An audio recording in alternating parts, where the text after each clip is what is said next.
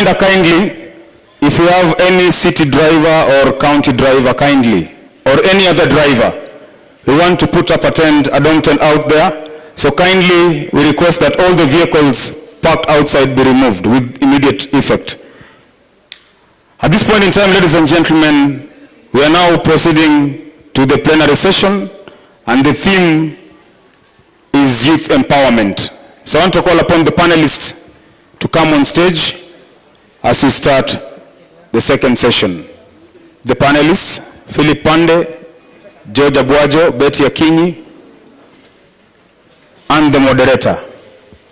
Kindly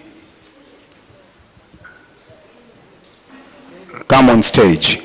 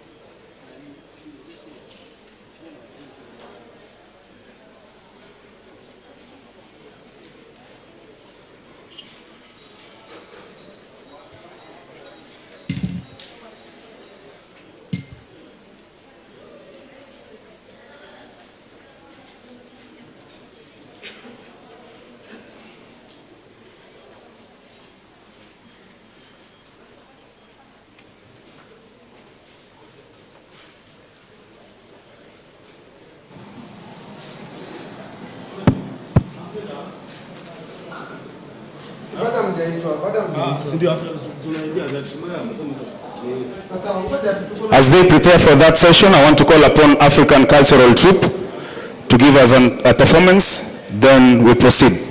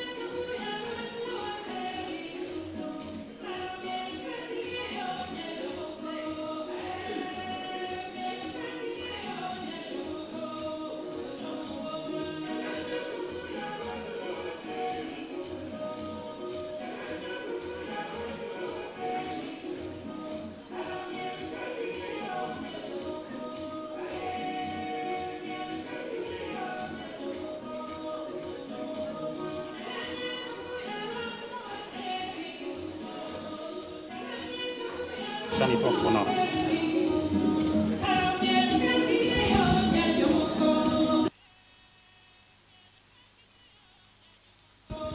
Volume.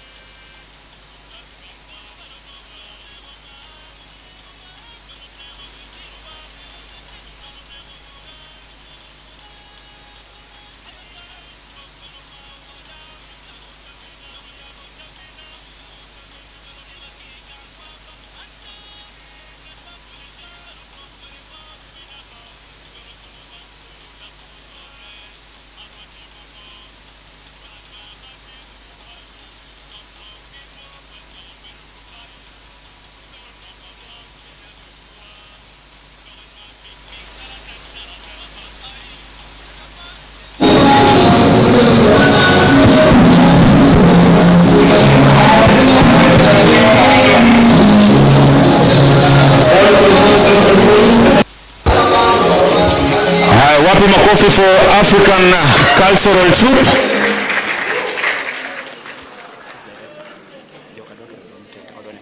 A polite reminder, mwenye gari KCT 723M, sio Probox, ni Mercedes Benz.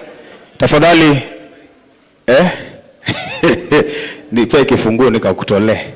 Iko na cutout. Najua gari zote za Jaluo in the house ziko na cutout. Hapo tu karibu na gear.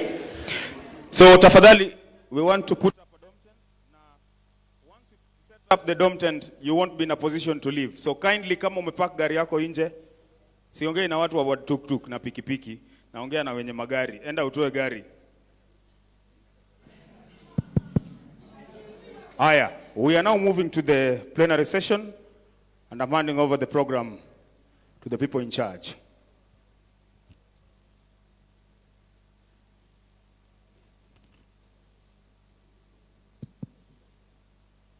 Good afternoon, everyone. My name is James ODEDE, and I will be the moderator of this session where we have panelists with me here. I'll introduce myself briefly. I'm the founder and the CEO of Lake Hub, which is a technology and innovation hub based here in Kisumu. I'm also a member of Kisumu Economic and Social Council, and the youth representative in that council. So our session this afternoon will be 1 hour, and we're going to have a very interactive conversation on the topic of youth empowerment. As you can see, my panelists are quite youthful, and the exciting thing about them is that they've done quite a good amount of work in the topic of youth empowerment.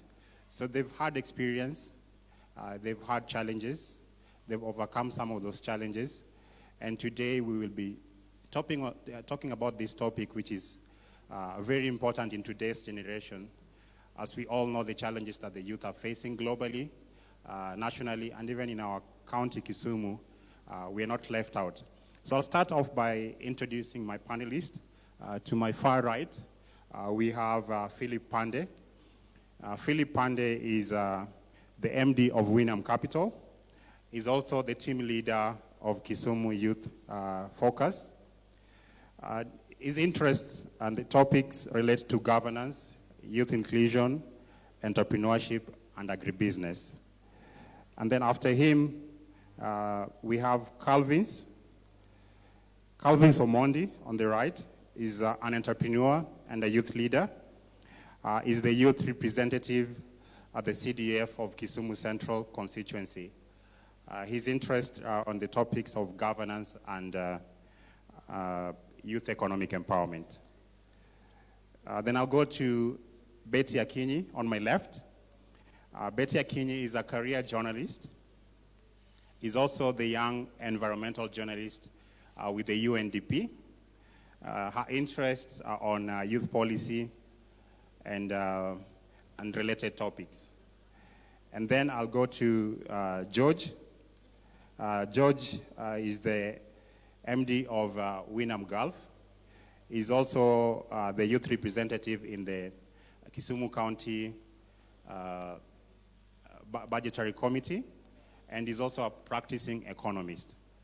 So that is my panelist, and you can see that it's a wide interest, and also people who have done some work in this topic. So I will ask them questions, and they will give me their responses based on their experience. And we're going to make this interactive in the sense that after we've had a conversation with them, we'll have any questions from our audience, just to, in reaction to what they've talked about, or any additions to the topic of youth empowerment.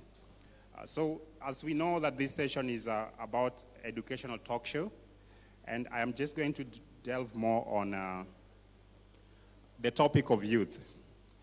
And this is a question to my panelists. We all know that the term youth has been used in different contexts, depending on who's talking about it, whether in political sphere, in economic sphere, and even at the workplace. The term youth can be applied broadly. To some people, it's a matter of age bracket. To others, it's the level of maturity that somebody has. So I'll start with you, George. In your own experience and in your work, could you just elaborate on the topic of youth, how you see it, and how it's applied in different contexts? Yes. Thank you very much, James. I think, like I've said, like James has introduced, we're here courtesy of the youth whom we represent in different arenas. And currently, the term youth is always being branded every time and then. But more so to those people who may not have good intentions of maybe utilizing the potential that's in them. One thing that I could say about the young people of Kisumu or in Kenya, the young people are most of the vices that happen in terms of the socioeconomic disadvantage that happens. It happens among that bracket. But again, they're the majority of the population. So far, in summary, I'll summarize that there has been attempts, but there has not been good intentions to this population, this part of the population, to kind of empower them. So, and that's why the conversation keeps on going. Being that the young or their development or their socio-economic benefits that they get in the society can only happen when there's also the overall economic recovery. And that's why the youth thing is a big thing in Africa. It's not only in Kenya. When the economy improves, and it improves for everyone, the youth people being a subset of the country, they'll definitely benefit. Now, internally, because we are constrained or the resources are too small, we scramble, everyone scrambles for the small resources. When they scramble for the small resources, the quote-unquote elder people who are people in power will also get the meager resources that the country makes. So therein lies the problem. And therein lies the question that we are always having about the youth being disadvantaged every time. Yes. Thank you for that, George. So I think that starts up really off. I'd just like to go to Betty. And we're talking about the topic youth empowerment, okay? What is an empowered youth in your understanding? What should an empowered youth look like? Because if you're talking about youth empowerment, there must be a goal in mind that you have for youth to reach. Mm-hmm. So what is this North Post, or what is this target that an empowered youth would look like, even before we think about how do we get them empowered? So basically, an empowered youth would be a young person who has been given the ability, or who gains an ability and authority to actually be able to make decisions. And some of these decisions, you realize that they lie basically in leadership and in the political environment. So as a young person, I would love to be someone who can be able to, who has that particular ability as enshrined within our constitution, and also be able to now use this particular ability to push for some of these policies that actually on issues affecting young people. For example, you find that most of the time young people are actually on the receiving end. We talk of the young people as the future of this country or the future of Africa. But then again, this is probably just a scheme to probably exclude all these young people away from the decision-making tables, away from where policies are being done, and away from even implementation of these policies. So for me, an empowered young person would be a person who probably has an environment that is really supported in terms of enabling some of the conditions such as economic and also social base, giving them access to opportunities, access to knowledge, information, and also ensuring that they have a stable environment in terms of equity, when you talk about peace, when you talk about democracy, and also ensuring that this young person, whom we are calling an empowered young person, also has the ability to now be able to just make their decision based on their lives, but now also be able to be very accountable to some of the decisions they are making. Yes. Thank you, Betty. I hear three things that come from your conversation. So an empowered youth has access to leadership, meaning they have their voice on the table. an empowered youth is accountable to the decisions that they make. And an empowered youth also has an environment where they can thrive. So let me shift to my right, talk to Philip, and then to Calvin's. In addition to what Betty has said, what does an empowered youth look like? And what should we aim for as a county in Kisumu, even as a country in Kenya, to get our youth towards to be able to call them empowered? Thank you, James. Good afternoon, everyone.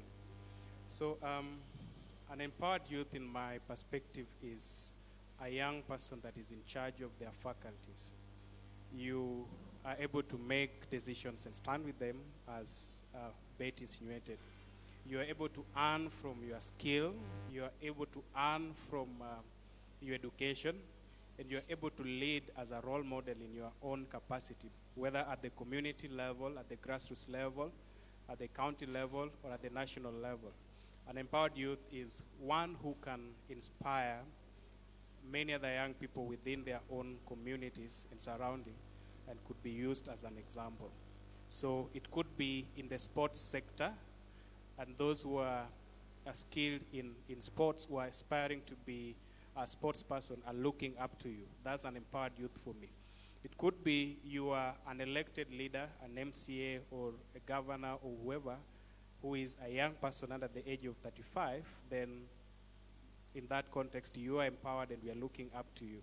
It could be you've started your own business in your own rights. It could be a small kiosk in your market center at the community level. And to me, that is an empowered youth. It could be you are given an opportunity to speak on behalf of other young people and represent them, and you perfectly do that well. Then for me, in that aspect, in that context, you are an empowered person. Again, finally, an empowered youth is somebody who is able to make sense and meaning of the kind of education that they've had. If you are sitting with a degree, a master's degree, or a technical skill that you've earned from a tertiary institution, and you are able to make use of that, then that's empowerment for you, and the vice versa is also true. Thank you. Thank you, Philip. I think you've made quite interesting additions there, talking about an empowered youth is somebody who is inspirational, meaning whatever opportunity they have to do something, they do it so well that they can also inspire change in their localities. So I want to shift the question to both George and Calvin's. With the view that Philip and Betty has given us of an empowered youth, are Kenyan youth empowered? Thank you, James. Yeah. Good afternoon, ladies and gentlemen. I strongly believe that the Kenyan youth is not empowered. My reasons for this, we've seen several positions. When we go to leadership structures, we've seen many a times youths have been neglected, they've been left out, not only on those positions, but on the in the decision-making organs and tables. So if all these are not done, if we are not included in the job opportunities to make policies for ourselves, then the youth empowerment is in Kenya is still far. We are still very far from achieving it. And my last point on youth, on your question, we've seen several times youth being appreciated when your power is needed. You'll be told that you have the energy. So wherever you are needed for that particular thing that is to be done, you are an asset. The moment you achieve your objective and the mission is complete, then you are ignored. So we are still very far from youth empowerment as a country. Well, I think that's a real challenge, because while we think about what an empowered youth looks like, but the reality on the ground is far from it, at least from your point of view, that the youth in this country, or even in Kisumu County, are neglected and they are misused in that sense. So, George, what are your thoughts on the question, are youth empowered? And try and bring it home to Kisumu County and just paint some picture of that. You see, James, in whatever field that you are doing, whether you're an artist in art, whether you're in sports, whether you're employed, or whether you're doing business, kama hakuna pesa kwa mfuko, you are not empowered. The issue is, do we have money in the pocket? That's the bottom line. Do you have an income that can be in your pocket? They are in this body. It's called Kenya National Bureau of Statistics. When their last economic data says there are between 40 to 45% of Kenyans live below $2 a day. These days, not $1. Okay. The majority, 80% of that 40% of Kenyans are young people. So, in short, you don't need to analyze vitu ingine mingi. In lugha ya mtaa tunaita uko na bread. Do you have bread? If you walk around, Calvins know that. You see young guys, hatuna bread kwa mfuko. Ibi bread ndio tunatafuta. So, in the truer sense, I think one thing that I've been privileged, being part of Kisumu, the County Budget and Economic Forum, is to walk in these wards almost quarterly and see what young people are doing and their status. We're still not in a good position. We can't sugarcoat it that the situations have improved. The situation of the young person in Kisumu is still in a very bad position. Yes, there has been an improvement. But Kisumu County also is a subset of the national country that we are called Kenya. It means the problem of empowerment cannot be solved by professor, however much you would want to do. But it's a joint effort by the Kisumu County government and national government. But fact is, there has been little progress. You see, after 5 years, young people will ask, whichever development that we do here, there is a conversation that we'll hold, and the conversation will be, has our lives been better? It may not be all of us. So other young people whom we've seen can say, tulikuwa so hapa. Nani hatujakuwa mbaya, after 5 years, 30 of us tumetoka. With the high dependency ratio that's Kenya, 30 of us imetosha hawa watu wengine. That's progress. It's not been good, but that's progress. Overall situation, we are not yet empowered. And when we are not empowered, it means decision-making ability of a young person is always there. Mtu mwenye ana njaa hawezi make decision. That's known. So I think that empowerment will also, that lack of empowerment affects the decision ability of the young people. Thank you for that, George. I want to throw another question to the panelists. And we are talking about the topic youth empowerment. And we've painted the picture of what empowerment would look like if our youth were empowered. And we've also talked about the fact that the current situation, the youth of today in this country and even within the county are not empowered. So my question is, how does youth empowerment reduce the rate of poverty to a significant level? Because we know today there's a lot of these mobile loans, and a lot of our youth, because they are so swift on their phones, they've become in debt. You know, a lot of them are in debt. So meaning there's poverty that exists within the youth. So how does the actions, the steps we make towards youth empowerment help alleviate this poverty that exists? But not to the small steps you're saying, to a significant level. You know, what do we need to do to alleviate this poverty to a significant level so that we can say there's real change happening? Now, I could start with Betty on that. So when you're looking at eradicating poverty among the young people, I think ensuring, just like what George said, ensuring that, for example, young people in businesses, do they have access to some of the affirmative action fund and also some of the programs? Like when you look at Uwezo Fund, when you look at the Youth Enterprise Development Fund, have we really made it easy for these young people to be able to access these funds in order to support some of their businesses? We have a majority, and just to shock you, a lot of young people do not even have that information about what really these affirmative funds are. Unasikia mtu anakuuliza, so you mean this money is there? And then the other person says, so my youth tunaweza chukua hii pesa alafu tukule. So, I mean, when you're really talking about addressing issues, especially dealing with unemployment, dealing with poverty, I think as a country, we really need to come up with, we can say, evidence-based strategies that will really, really ensure that a young person, if it's for the affirmative funds, kama ni Uwezo Fund, are they really able to access these funds? Do they know the constituency offices where they're supposed to actually go to those offices, knock those doors, and even be able to give in that money? And also, we're talking about cutting down or scaling down on some of the procedures.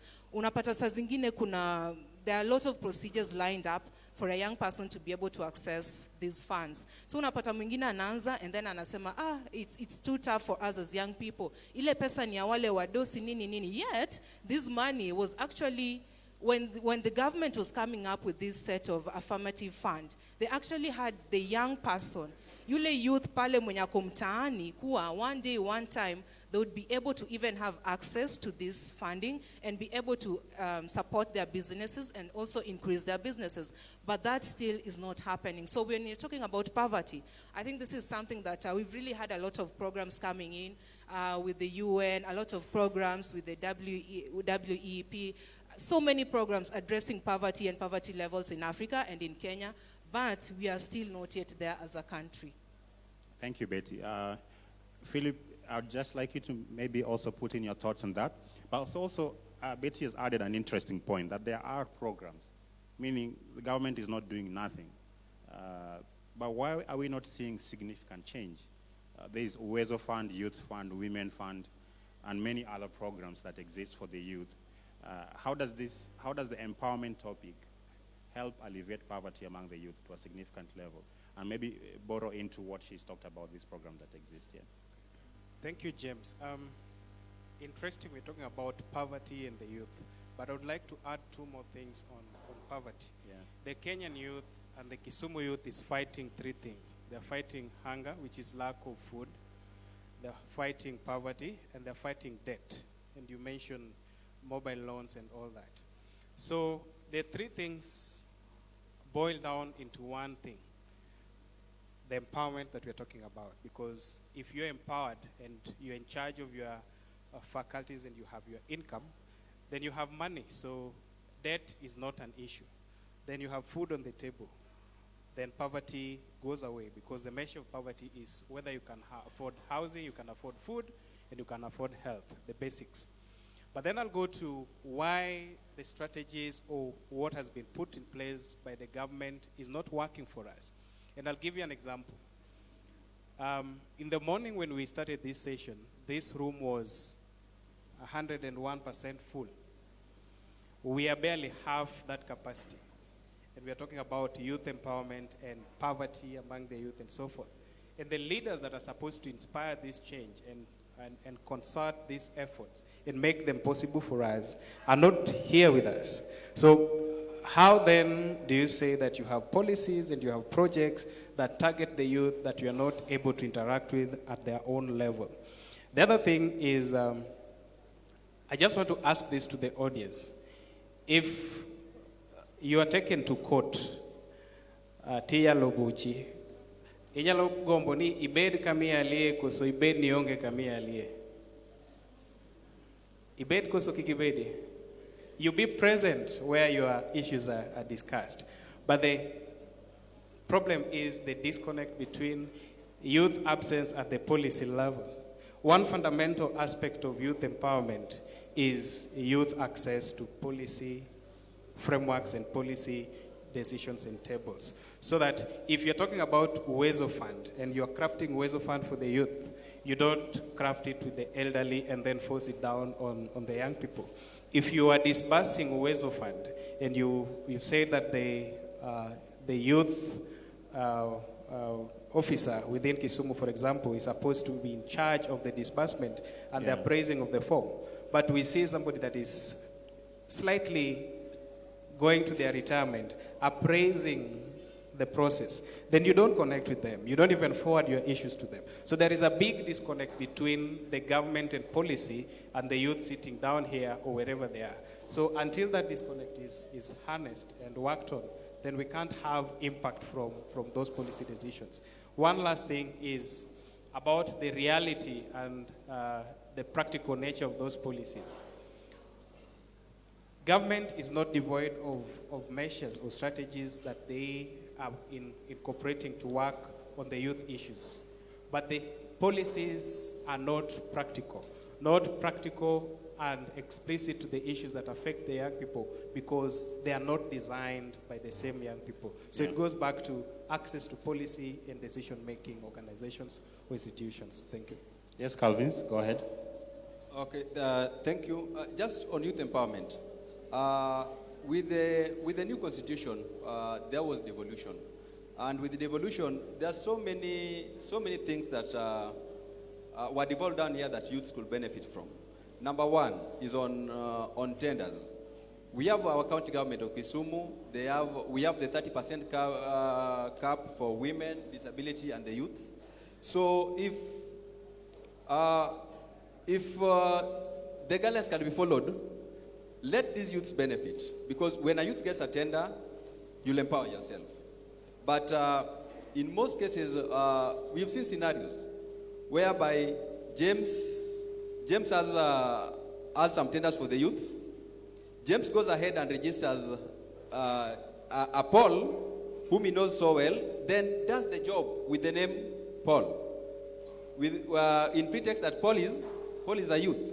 So if the county government, if we come down, the county government can also help us in this status, ensure that the youths do benefit from this. And then, James, we need the government to introduce grants for the youths, because we have the loans, but some conditions tied to these loans make it so difficult for the youth to go and get the funds.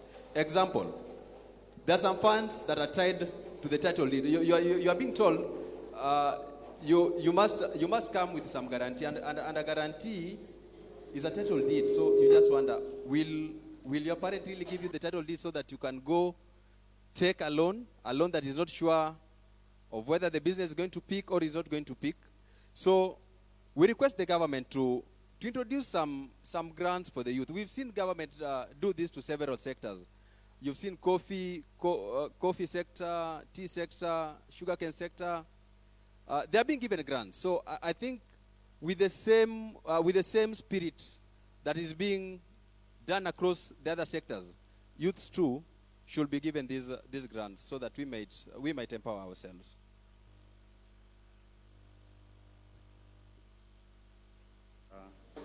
So I'm going to ask some interesting question here, because when we're talking about youth, we mostly talk about people who are already adults. And the truth of the matter is they're a product of a system, and in most cases, a product of an education system. So the education system as we know it today is about 200 years old. And it was created to meet the needs of the Industrial Revolution back then. It has, in essence, created docile workers who are not necessarily thinkers. Do you think the education system today is evolving fast enough to get out a youth who is able to, make use of the trends of the day and, get themselves empowered? I'll start with you, George. Just tie in the idea of the education system. How fast is it responding? Because we're a product of a system. Yeah. For me,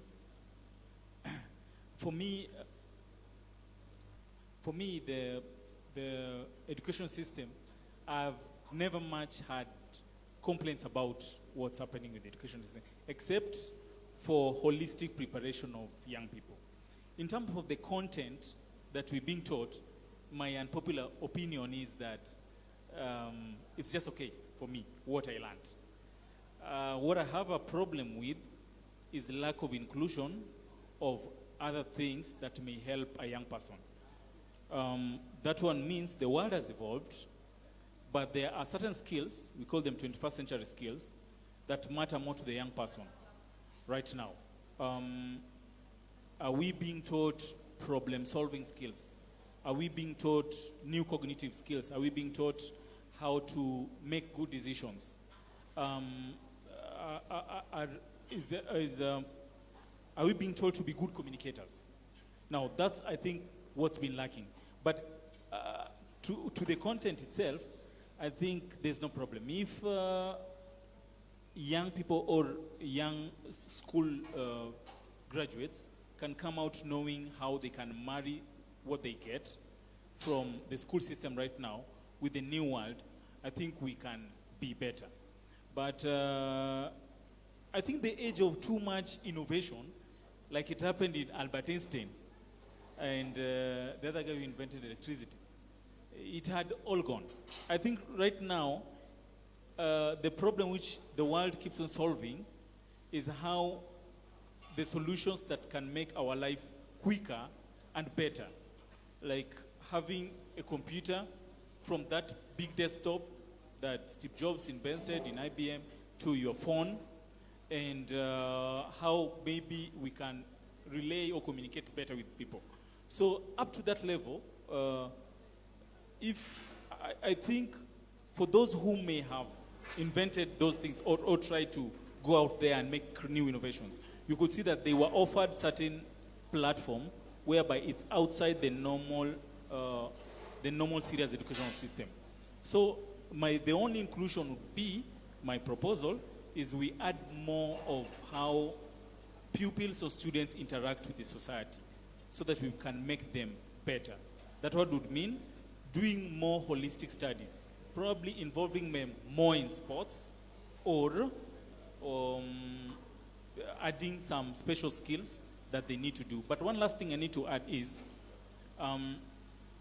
education system as it is right now in 2020 disadvantages a poor young person than it was when I started schooling in 1995 at Area Primary School. Right now,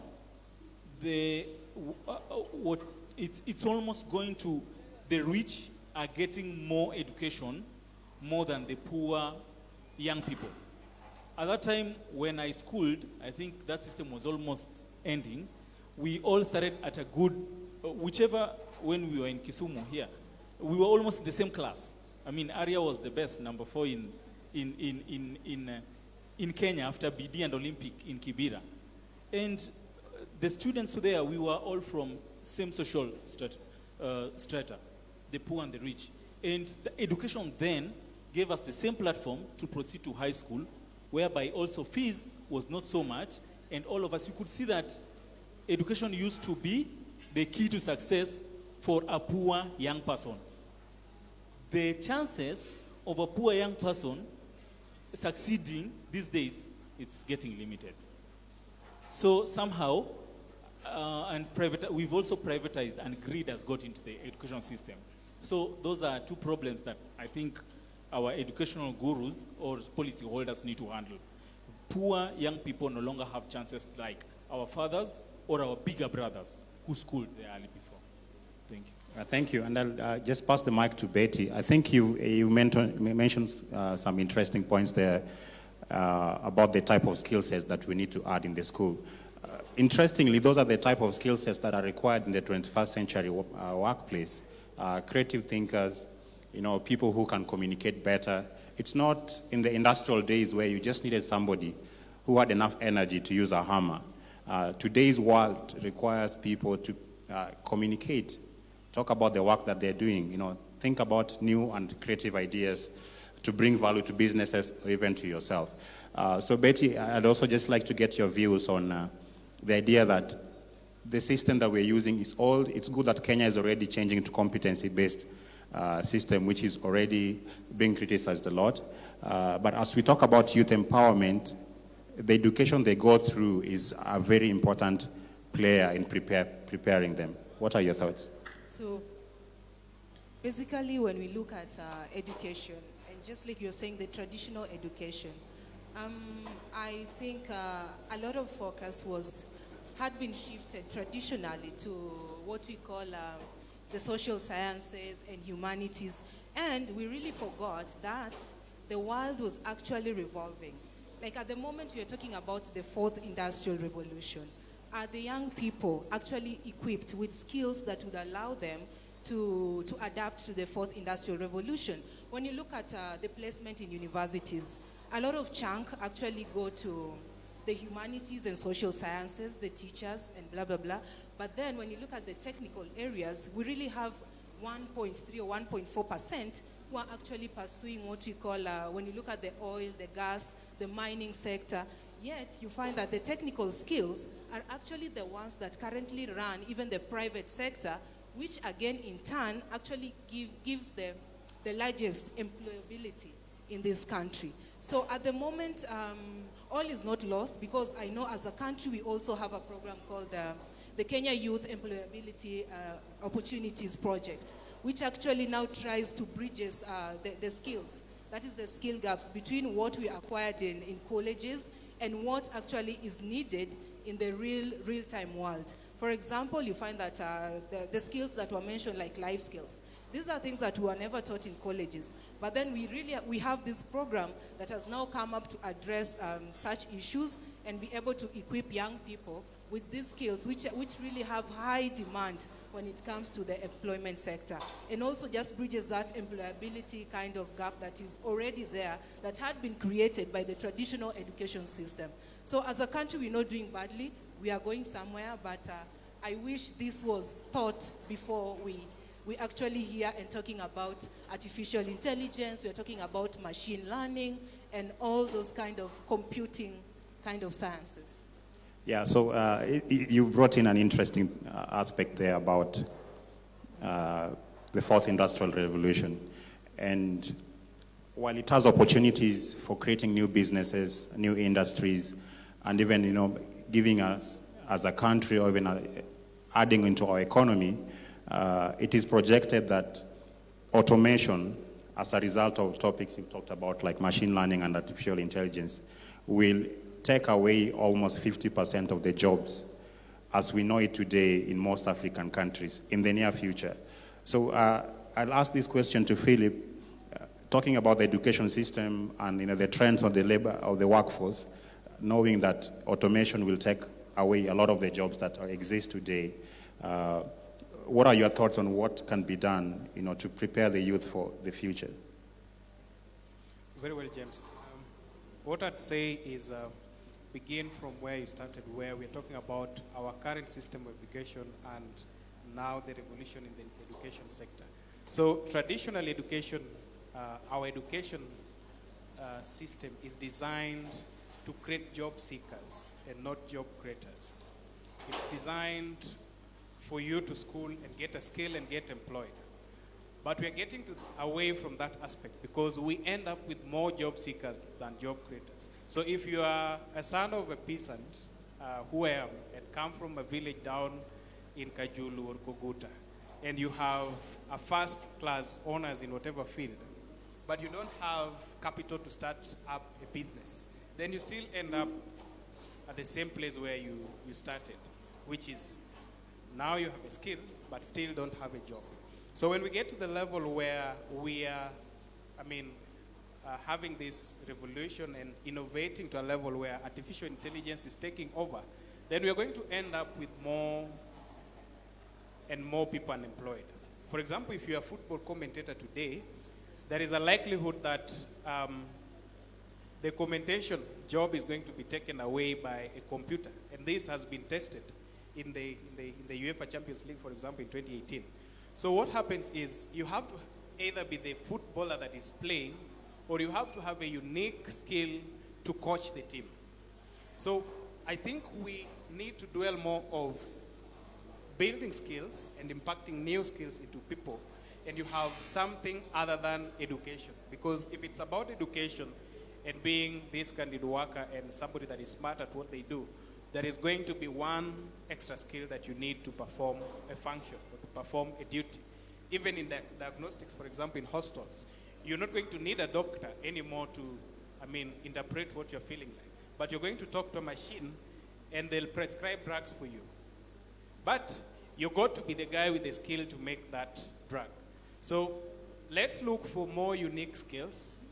Let's dwell more in art and the creative industry, because as much as we're going to have color mixers and painters and 3D printing, you're still going to need a unique artist to do something like the kind of works we see there. So for me, it's more of dwelling in more of the technical skills, but more of additional skills that we are not going to find in computers, in machines, and generally artificial intelligence. Again, one last thing is to focus, refocus our energy as to whether we still need universal education or we need unique skill sets. Because I'm no longer going to take my child to school to get a degree, but I'm going to take my child to school or to an academy where they're taught skills.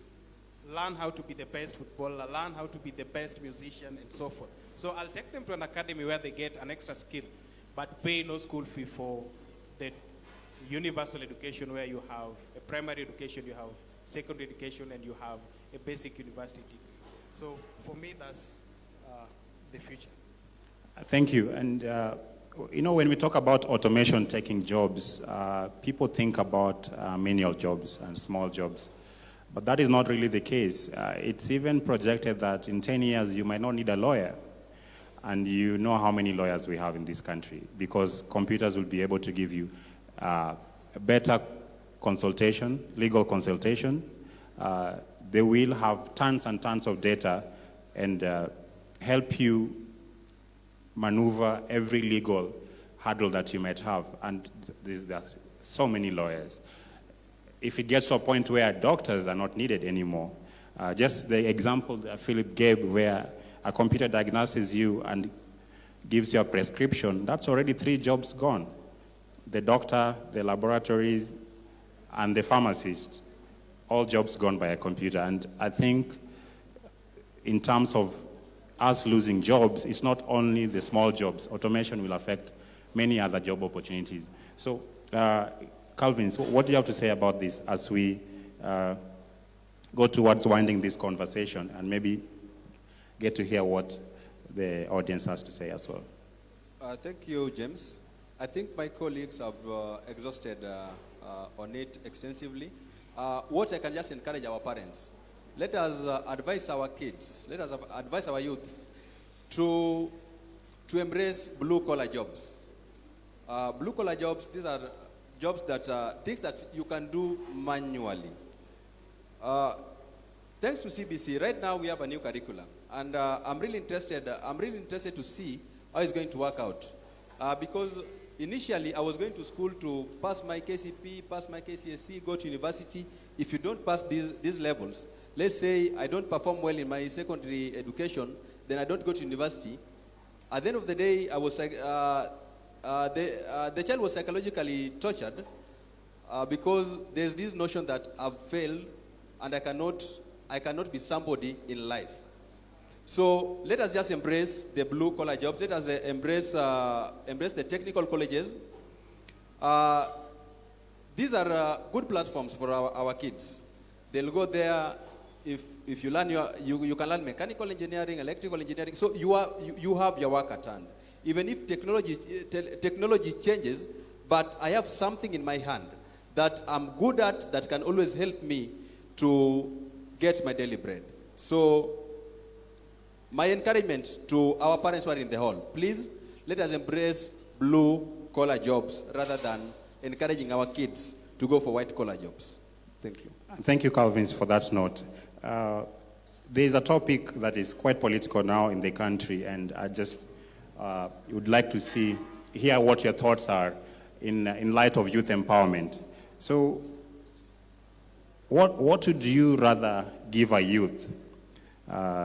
Is it the right policies for them to prosper, or is it a tool like a wheelbarrow so that they start earning immediately?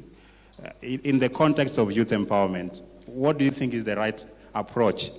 And George, it's good that you're smiling about it. You already said you want money in your pocket. Okay?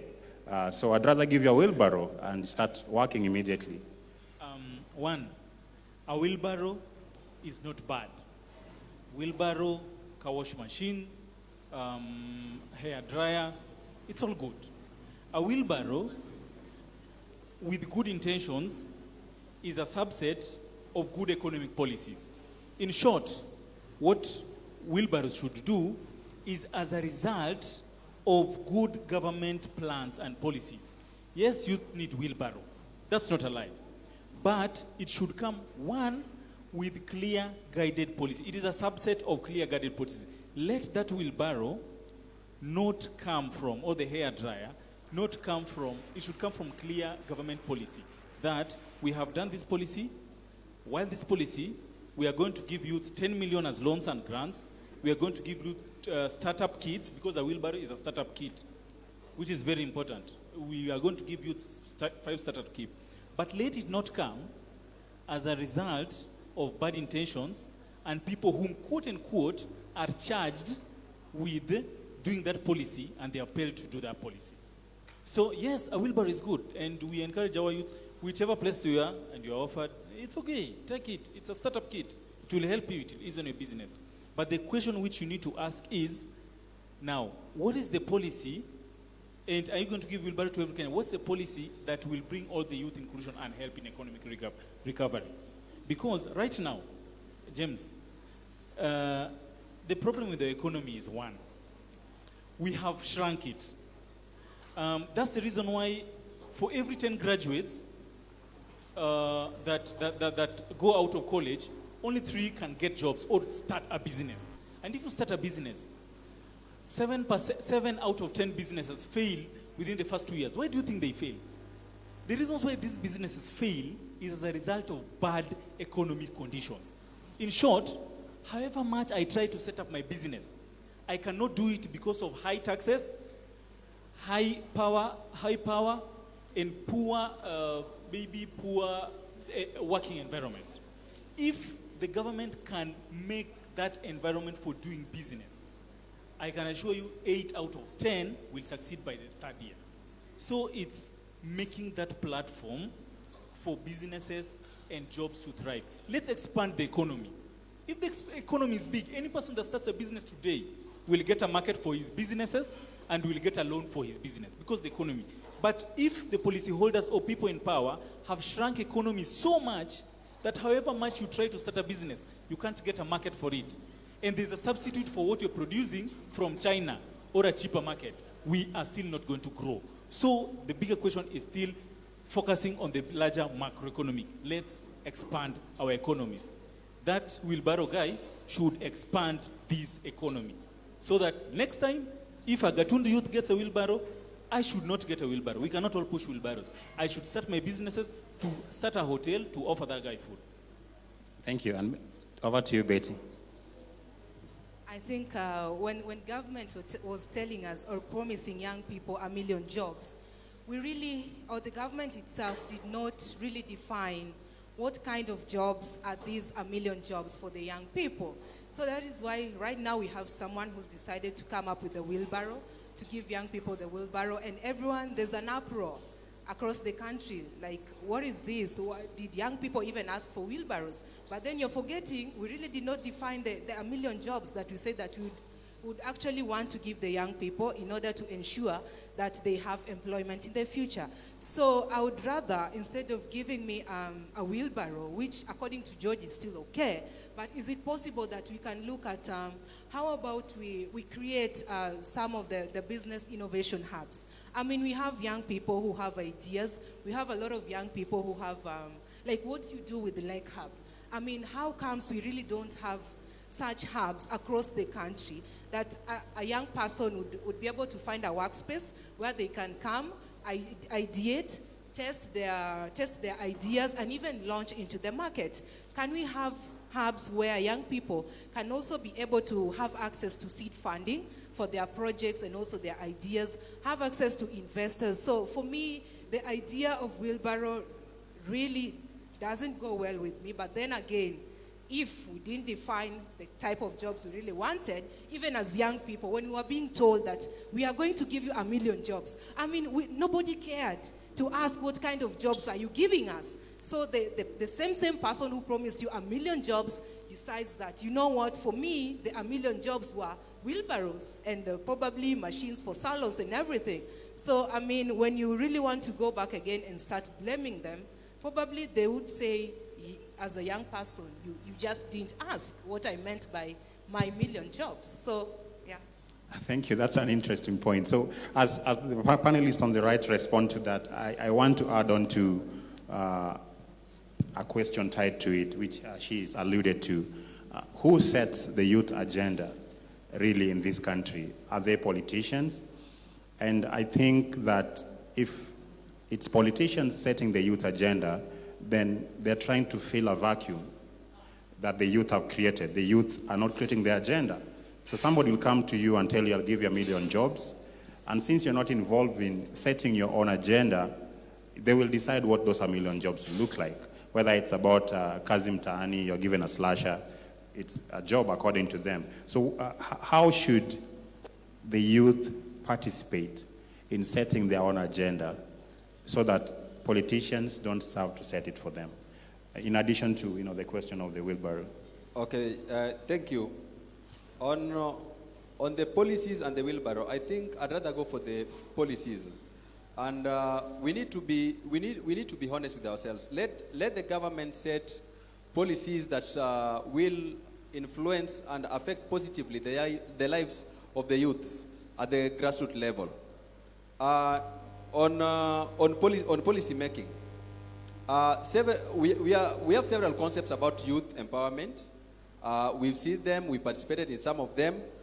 They just come to you, you give your ideas, and then a final draft is made by those that are not youths at all. So I think our government, our national government of Kenya, our county government of Kisumu should put a youth ministry or other departments that will be run by the youths, and that will give a department that will give youth the opportunity to participate in their own things and make their own things. So if I, Calvins, am part of the team and I make a wrong policy for the youth that does not possibly impact on them, then I'm to be blamed. So let them consider that. Our whole department, both from the national government to the county governments, and any government structure that is there, so that youths can get the opportunities to discuss on their agendas and to set their agendas. Thank you. Thank you. Philip? Thank you, James. I think my colleagues have said a lot about the concept, but I would ask the audience that today, given a wheelbarrow and a policy, what would you choose? Wheelbarrow or policy? Wheelbarrow, wainue mkono? If you'd pick wheelbarrow, those who pick wheelbarrow, one. It will not represent your political affiliation. This devoid of politics. If you have an opportunity to pick a wheelbarrow in a policy, what would you pick, regardless of your political affiliation? And now 0. So this is what I would say from a very honest opinion. And I'll give my example. Growing up from around class 6, 7, we were crushing stones. In other words, the Luo Goyo Kokoto. And on the day of measuring, Pimo, you'd walk from one village to the other looking for a wheelbarrow. So today, if you gave me the wheelbarrow, I would still take it. As much as it will not be for my own use, I know that from the community where I come, that wheelbarrow would still be of use. At some point, we need to identify with the realities of life. The reality is, in this village where you come from, and in the town setting where you come from, if you call for laborers to offer their labor in a Koroga setting, and you don't have a spade, do you have a job for that day, or you don't have a job for that day? Without a spade in your hand, you don't have a job for that day. So the reality is, we have very nice policies. And one of them would include the Manifesto of Jubilee about creating 1 million jobs for the people, for the country, and for the young people. But as Betty is asking, what kind of jobs were we promised? Did it include the issuance of wheelbarrows? If you look at your community, you'll see a number of young people and women doing kazi mtaani. At that aspect, is it policy or is it the wheelbarrow? So the same government that would be castigating young people from accepting gifts from political leaders is setting those very young people for the odd jobs that they're preventing the youth to do with the mechanization that somebody else is doing.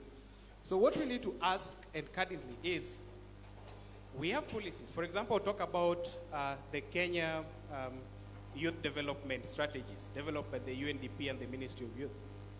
To what effect have we implemented that policy?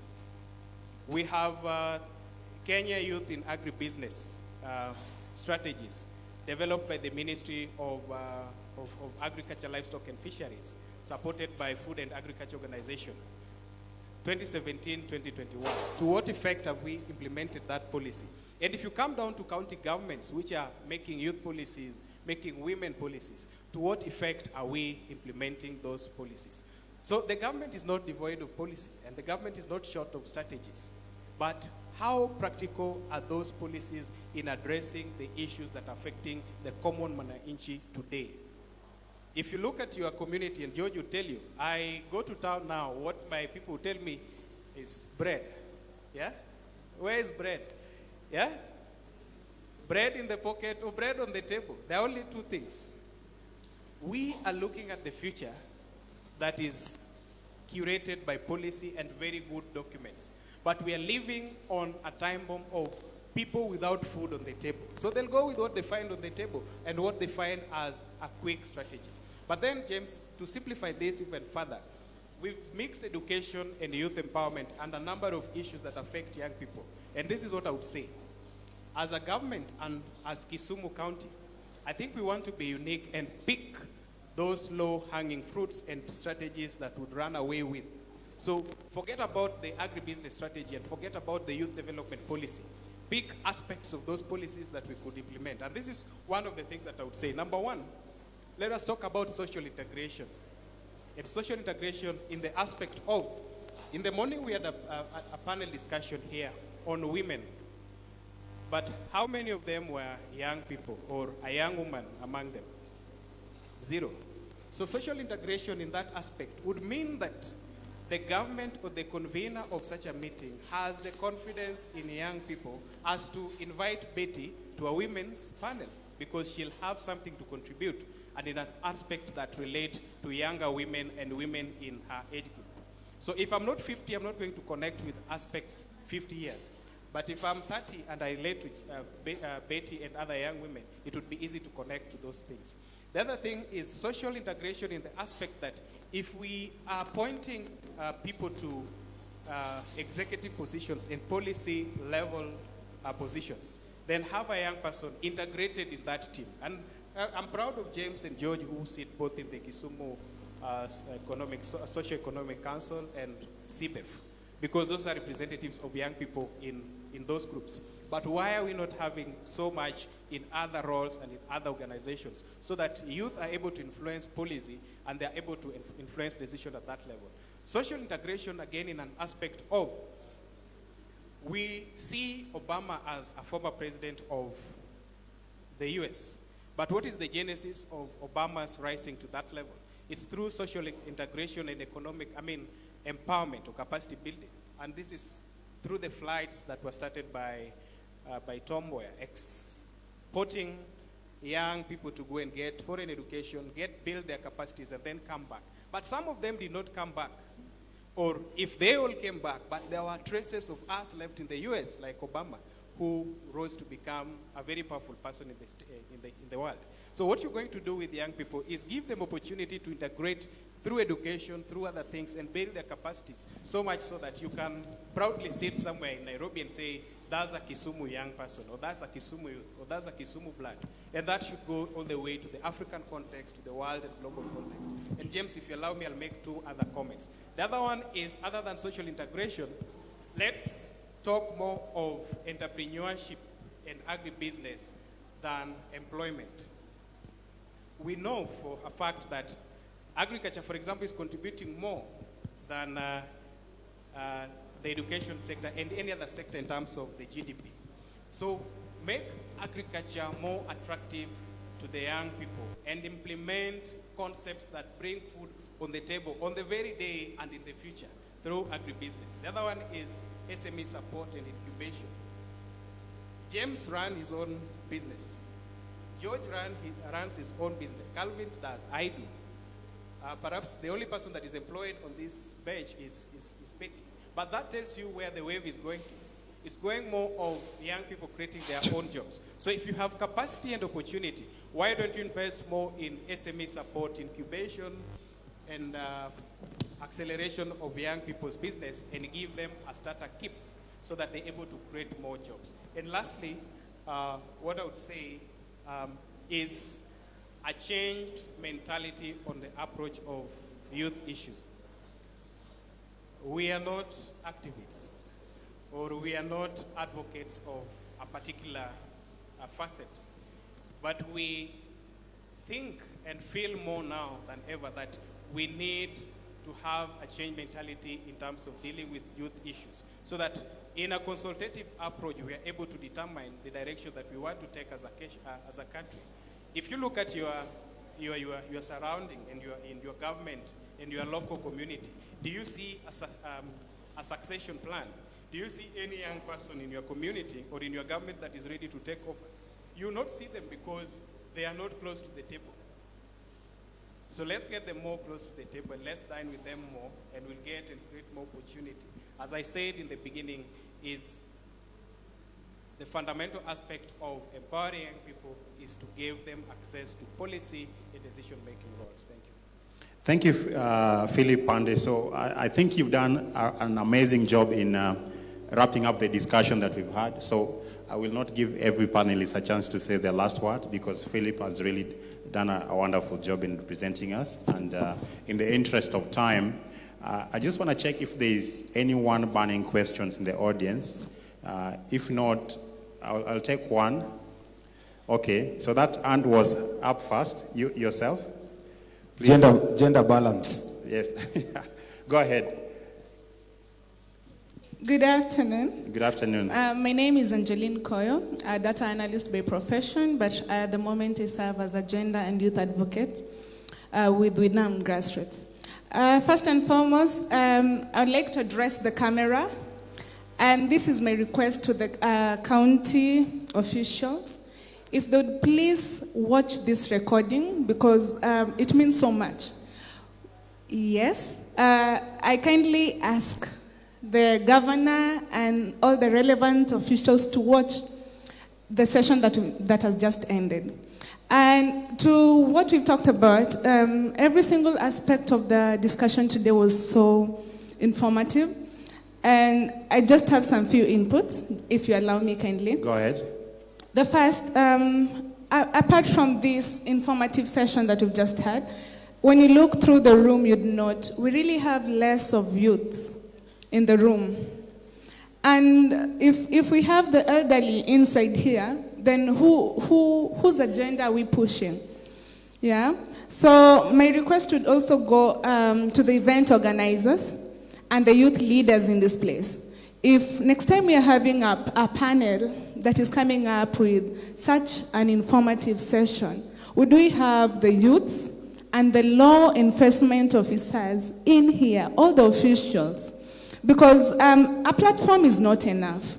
We are so grateful, Kisumu County, for the platform, but this platform is not enough.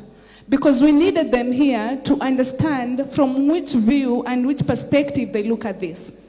Yes? So kindly, next time, this is a takeaway. If next time we'd have more youths in the house and have county officials who implement and the implementers of the different policies and the different ideologies in attendance.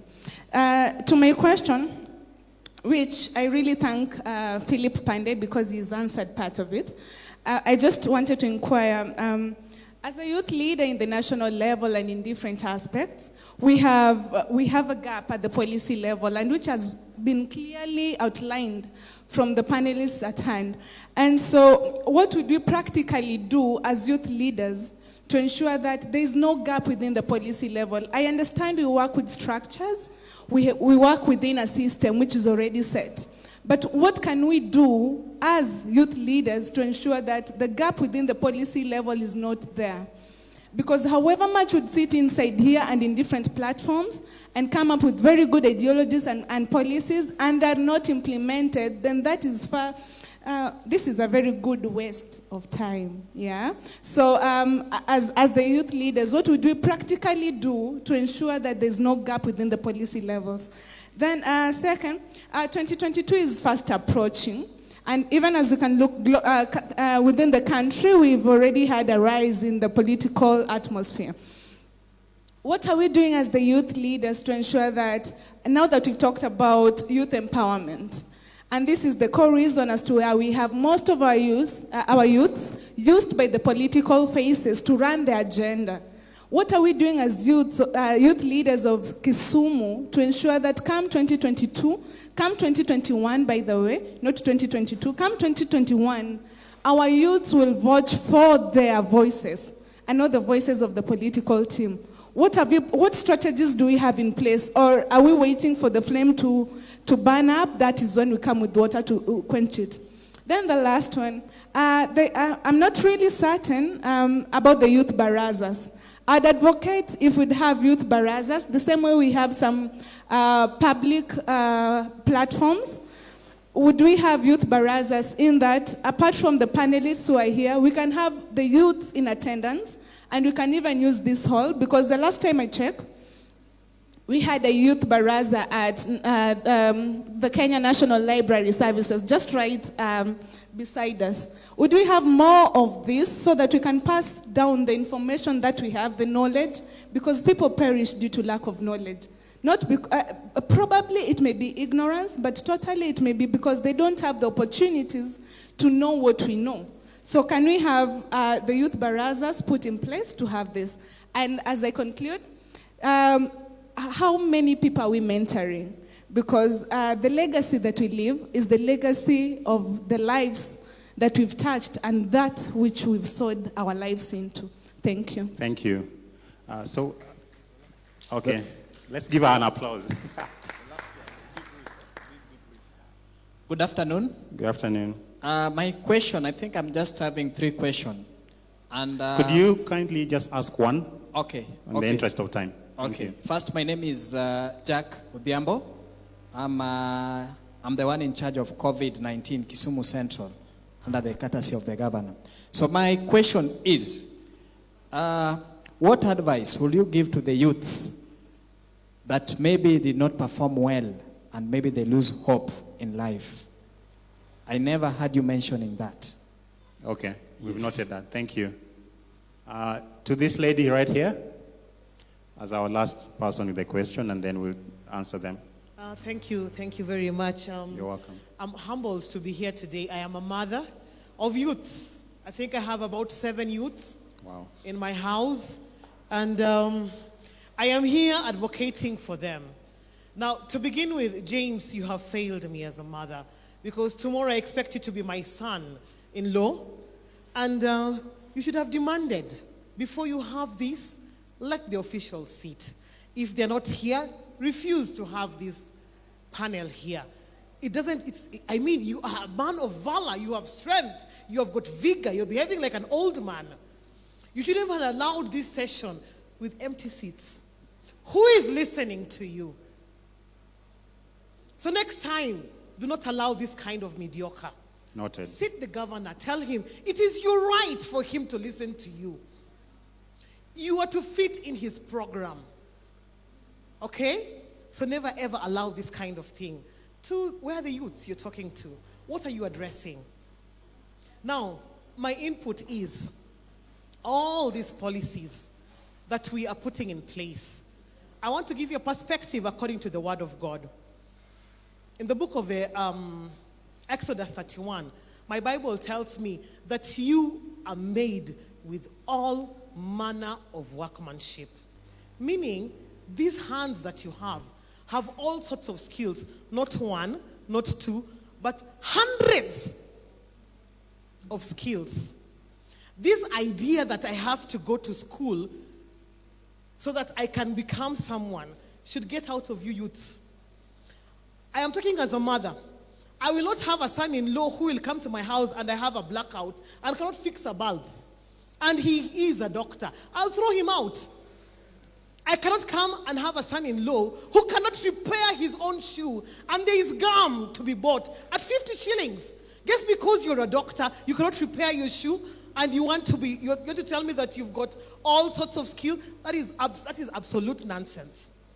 The moment you will realize as a youth, are you listening to me, James? Very well. That you are able to go to the cobbler and sit down and ask him, una repair aje, and learn the skill. And then tomorrow, harvest leather and make the shoes. The next day, go to the carpenter. Ask him, how do I make this chair? So that when I come to your house, I will say, James, my son, I love this seat. Where did you get it from? You told me, during your free time, you make your own chair. And I'll tell you, I need 50 of these. Here is the down payment. Yet you are a doctor. So you are able to get other skills. The idea of you people waiting for the government pisses me off. Get into your head that you are a creator. All you are a creator. You can create anything. All right? I don't know if that's an indication or something or what, but we can hear you. You can create anything. Anything at any time. So learn from yourself that go to the guy, see how he repairs it. Go to the garage, see how a car is repaired. In that in life, you will end up having a fleet of cars. How do you have a car and cannot repair? Waiting for the government to give you funds and the free skills to learn. Then you will get the customer. Thank you. Thank you. So we won't take any more questions, but thank you for that piece of advice. I think I have 2 questions here that we will take, even though they asked more than 2, just for us to leave room for the next session. So there was a question on the policy gap, and this one I'll give to Betty. Yeah, how do we ensure that there is no gap in the youth representation on policy issues? And then after that, I will give a chance to George to give a general advice, or if you want to be specific, to the youth on the issue of empowerment. And I think even if you just give one advice will be enough, because we've received quite a good number already from the audience. Go ahead. Yes. Thank you. So I think I would be glad to say that at some point in 2018, 2019, I was privileged to have sat on a national youth task force that was actually working towards developing the national youth policy that was launched sometime last year. So when we are talking about the policy gaps that are there, one of the key issues that came up is that most of these policies are actually developed without the young voice being in these policies. So we have a room where old men sit down and they decide that they want to develop a youth policy, a document that is set to address issues affecting young people. Yet we really lack youth representation in some of these boardrooms, some of these halls. So what really happened last year is that for the youth policy, the national youth policy that was being developed, at least we had a youth representation from the youth task force that sat down together with the Ministry of Public Service and Youth, together with government, the cabinet secretary, and also not just that, but we even had barazas countrywide. From Turkana, we had people going to Mombasa, we had people going to the Rift Valley, just trying to get what exactly do the young people really want to be now the national youth policy that will now govern all issues affecting young people through the National Youth Council. So I think that was one of the major steps that we can say that the government, through the Ministry of Public Service and Youth, actually took in place. And this time they really made sure that, you know what, it's not just the old people who are going to sit around and develop policies for young people that they cannot even implement,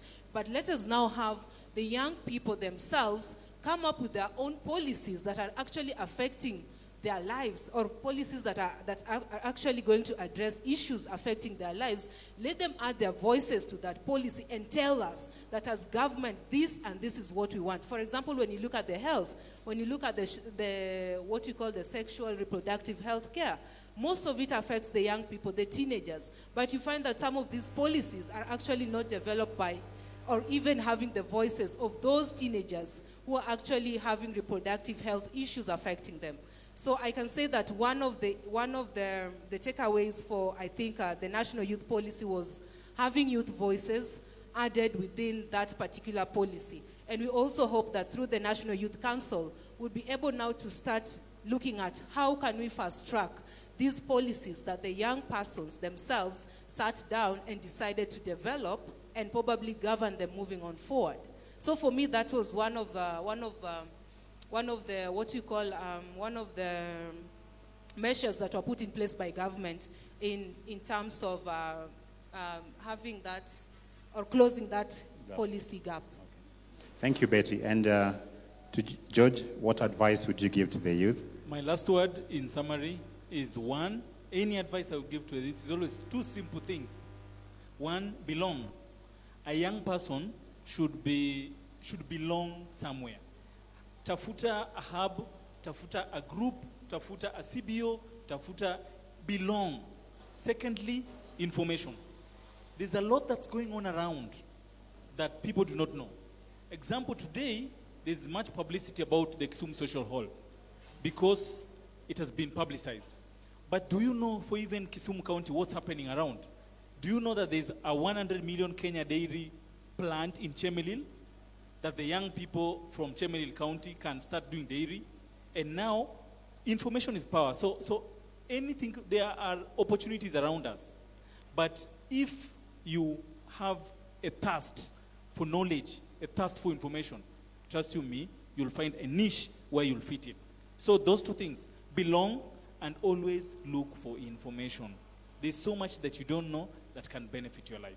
Thank you, James. Thank you, George. And finally, to Calvin's, this last question that we did not tackle. What are we doing as youth leaders in Kisumu to ensure that our voices are represented come 2022? Okay, thank you, James. Right now, we are really trying to bring our youths on board. We've worked with several youth groups. We've used the most available opportunities that we've gotten with the youths. We've always connected them to these opportunities that are there. Number one, we have several opportunities at the county that is on tenders, Kisumu Central constituency. Let's say all the constituencies we have tenders for the youths. Knock these doors. And then we have what we call LPO financing and LSO financing. If you are into tendering, don't be worried with the sum. Perhaps you might get a tender to a tune of $1 million. We have funding with the Department of Youth. In fact, unaenda pale, you are just being given the money. 70% of it unapewa, unafanya kazi. After the payment, unapewa the rest. So let us not shy off. And to our youth, the concern has come from the audience. We are not aggressive. The Kisumu youth, we are not aggressive. Not aggressive at all. It's a challenge. Let us knock each and every office. We know that the Constitution, we are backed by the Constitution, the 2010 Constitution Act, the Constitution, sorry. We have several opportunities in the Constitution that is stipulated there. Go to any government facility, where gonga tu naulize what is there for the youth. By the utapata, we have several things that we have not tapped into. So from today, nenda ugonge. And we have like, I come from Kisumu Central Constituency Office. If you come there, ask for Calvin's.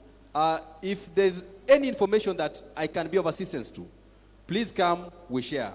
And my friends can bear the witness. We've really tried. We've helped young entrepreneurs get some loans. Some got some grants that could help them. Others were introduced into tendering. So let us be aggressive. Tusingojani ama tusingoje chochote. Thank you. Philip, if you allow me, I'll just hand it there. One last thing, James, which was asked by one of us from the at the back. What would we tell that one person that has not excelled in academics? And I would say this: it's no longer about academic excellence. It's about that unique skill that you have and amplify that skill. one last thing about what are the youth of Kisumu going to do before 2022. There are about 46 elective positions in Kisumu County, 35 MCA, 7 MPs, governor and deputy, senator and women rep. I want to call upon young people to fill those 46 positions. If there is 20% chance that a young person is going to be elected, you can imagine the numbers. Thank you very much. Thank you very much. So I want to end the discussion there. It's been a wonderful afternoon talking about the topic of youth empowerment, which is a topic that needs to be talked about enough, but a lot needs to be done than the talking. So thank you for being a wonderful audience. Kindly give a round of applause for my panelists for doing an amazing job. And also thank you for listening. Sorry for taking more time than I'd expected. Okay. Check 1, 2. Thank you so much, the panelists.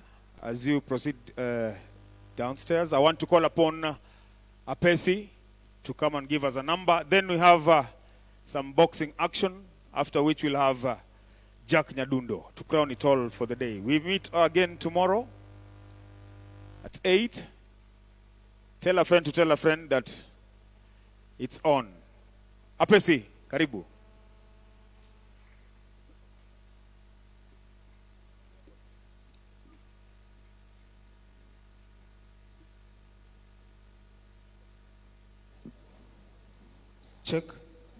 Check 1, 2, studio.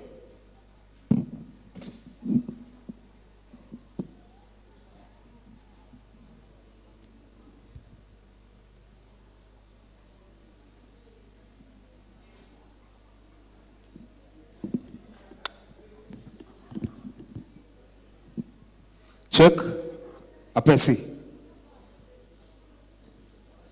Apesi yudonya timale. Ogwande mora, apese yudonya timale. Ogwande mora, wodo kinyo nyatinile. Ogwande mora, wodo kinyo nyatinile. Ogwande mora, nyakwaro bunge nyatinile. Ogwande mora, nyakwaro bunge nyatinile. Ogwande mora. Cinderella chung to chwako chai, korwako sikate tarwako tai, mitako lungore, jirende te chwanyore, mitako lungore, jirende chwanyore, ngamalo yonge, nyiri duto imayo kompe, ngamalo yonge, nyiri duto imayo kompe, aweo nyiri mawonda, aweo nyiri mamada, aweo nyiri mapima, aweo nyiri maweka, nitembe magalagala, ni sero mamanya manya kubulus, kongo ginjaga njaga kubulus, mago aweo te, baby aweo te. Apese yudonya timale, ogwande mora. Apese yudonya timale, ogwande mora. Wodo kinyo nyatinile, ogwande mora. Wodo kinyo nyatinile, ogwande mora. Nyakwaro bunge nyatinile, ogwande mora.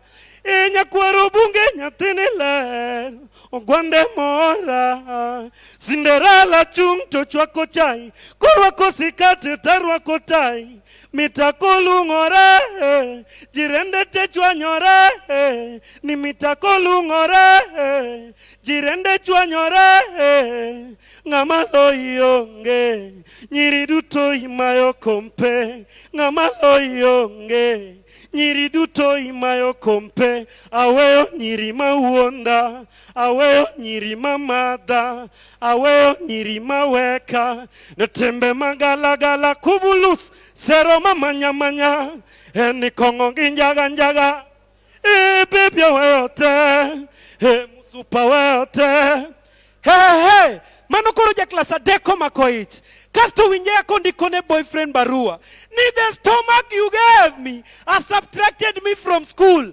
Now I'm forced to sell sugarcane at the teeth of the road. And when my father catches you, you will get the cane that you don't know their mathematics. baby oh, inegoga chuga kidhiga kulo. Dendi oh, inegoga figa itweyo guro. Imiyoga pile gi muonyo lau, indisori dendi oromo lau. Imiyoga pile amanyi, katamudho lil tadwari. Silim, smile, silim welling, kiriply tawin. Baby oh, inegoga chuga kidhiga kulo.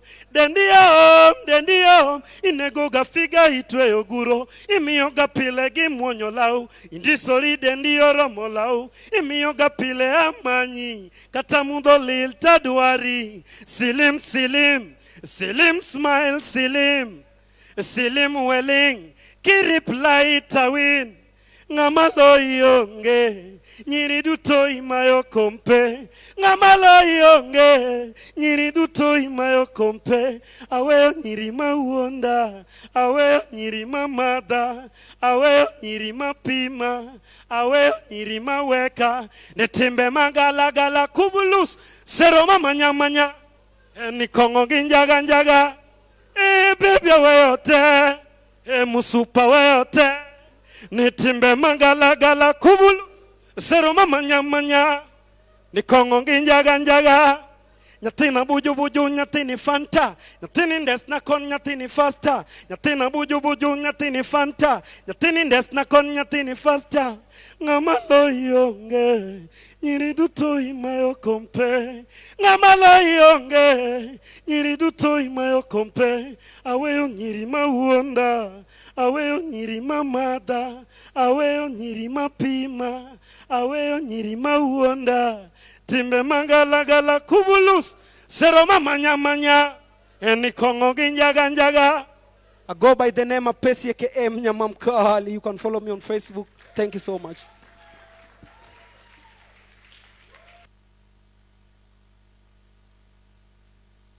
Our very own Apesi. Right about now, ladies and gentlemen, Ndondi. Wana Ndondi ingieni, boxing. Angalia hiyo, don't try this at home.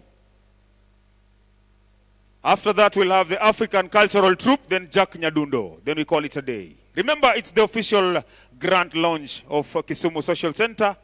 The theme being the power of a woman. Friday is going to be the peak of this event. You're going to have dignitaries from all over. Haya, twende kazi. Asanteni sana. Asanteni sana. Mchezo yenye tunawaletea ni mchezo ya ndondi. Mwenye ako mbele ndio head coach wa Kisumu. Anaitwa Lawrence Jaoko. Team ni Kisumu County. Inacheza league za Kenya za boxing. Sasa chenye umeona hapa usijaribu huko nje.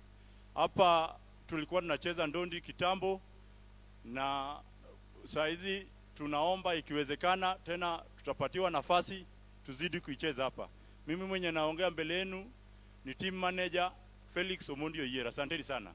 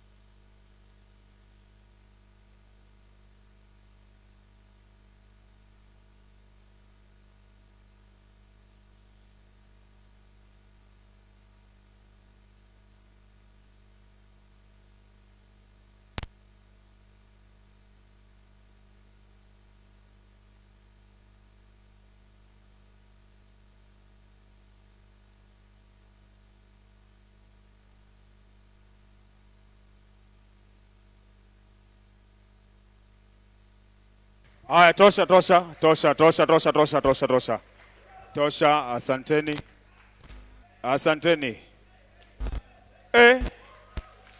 Asanteni sana. Sasa niite African Cultural Troupe. Mumeona boxing, don't try that at home. Inyalo duongwi sawa.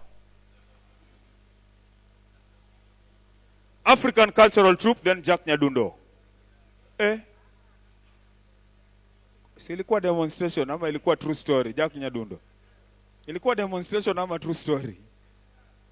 Haya, African Cultural Troupe. Thank you so much, wana boxing.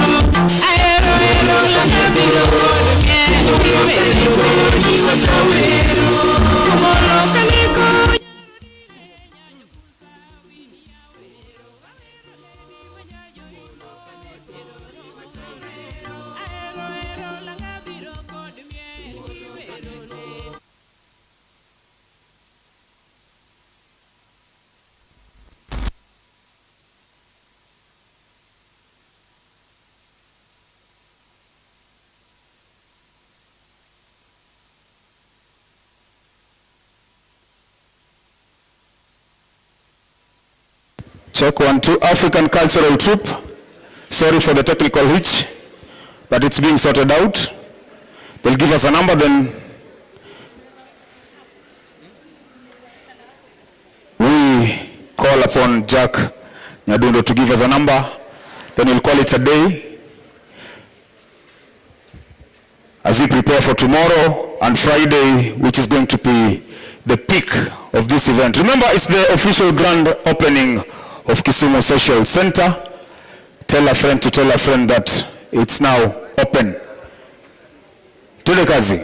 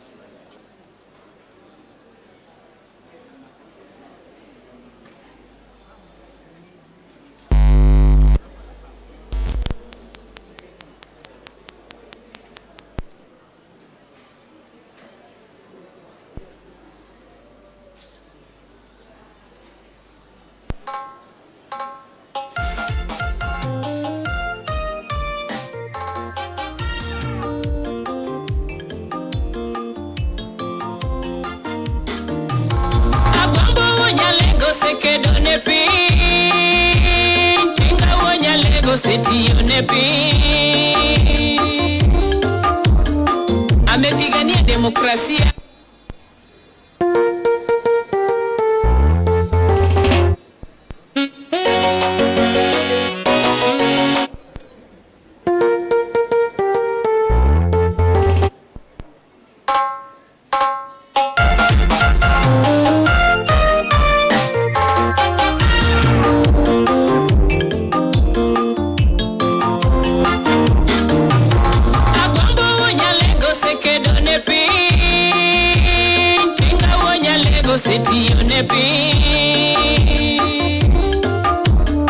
Amepigania demokrasia tangu nizaliwe.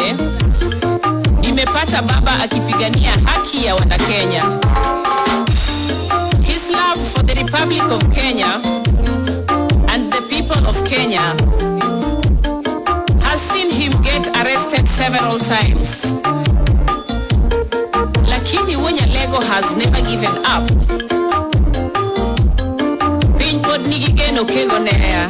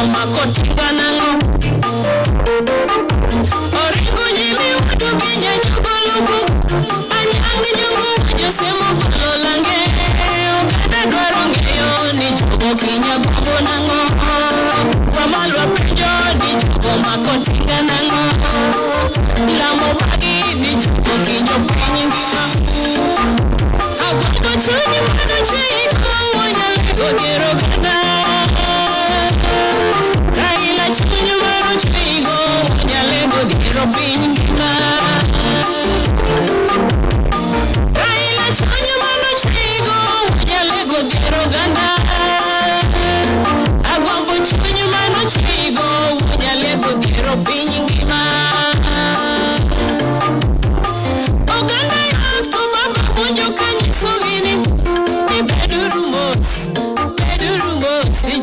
tugo joka.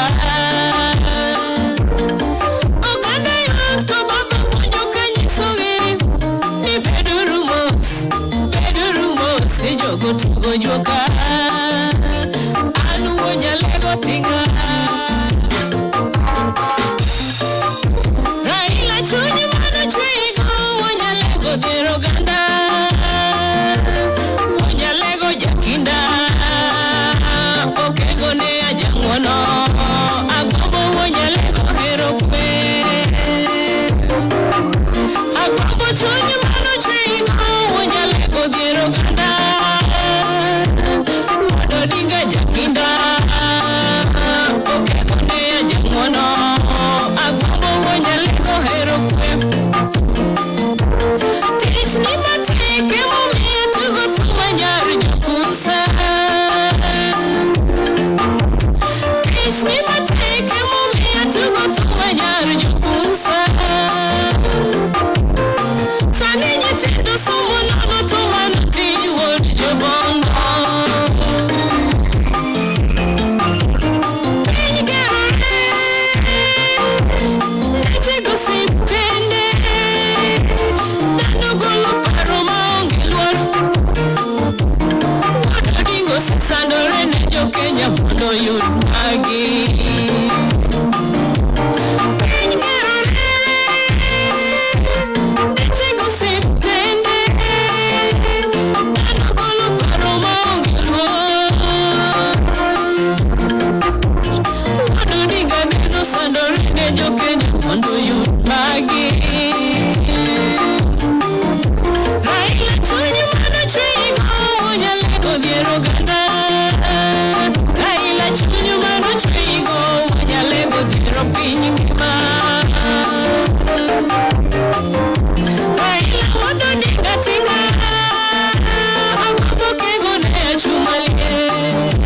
Raila ododinga tinga. Agombo kego ne achumalie. Tagombo kaulangi wabiro chopo kana. Agombo kaulangi wabiro chopo kana. Raila kaulangi wachomo kana. Pole pole ndiyo mwendo wabiro chopo gimo. Agombo kauludi wabiro chopo gikwe. Igolo wamabor baba wabiro chopo gimo. Raila choklangi wabiro chopo kana. Obondo kaluma to in kanye. Honorable Hassan Joho in kanye. Otiende Amolo to in kanye. Raila kaulangi wabiro chopo kana. Edwin Sifuna to in kanye. Ochilo Ayako to in kanye. Junet Mohammed in kanye. Aduma Wodo War in kanye. Babu Owino to in kanye. Agombo kaulangi wabiro chopo gikwe. Gladys Wanga to in kanye. Amilo Gesa Gesa in kanye. John Ketora to in kanye. Odoyo Wodo Widi in kanye. Bill Jesaksa to in kanye. Rasanga Woda Lego in kanye. Agwambo kaulangi wabiro chopo kana. Agwambo kaulangi wabiro chopo kana. Agwambo cheulangi wabiro chopo kana. Irshadali Sumra in kanye. Esther Pasaris in kanye. Amilo Gesa Gesa in kanye.